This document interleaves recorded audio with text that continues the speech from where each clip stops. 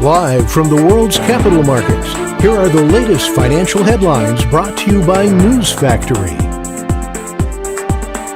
Hello and welcome to Tuesday's Daily Financial Digest. Coming up on the economic calendar, a series of key events will be unveiled, each with its own significance. These economic indicators could influence currencies, stocks, and other assets, shaping trading trends and offering strategic opportunities for traders. These economic releases provide a roadmap for what's next in the financial landscape. Understanding the potential outcomes will be essential for managing risk and identifying opportunities.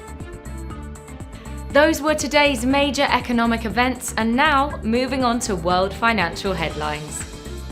Wall Street stocks closed higher, extending last week's rally as increased odds that the U.S. Federal Reserve will lower its Fed funds target rate in December helped investors look past concerns about inflated tech valuations. Asset management company Franklin Templeton launched an exchange-traded fund tracking the XRP token on the NYSE Arca amid regulatory approvals, clearing the way for other crypto investment vehicles.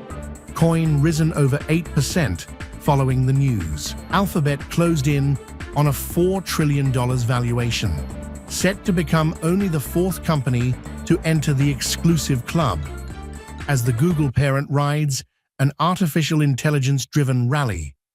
Shares of the company rose more than 5%. Coming up, our chief analyst's choices for today. The gold gained 0.9% against the dollar in the last session.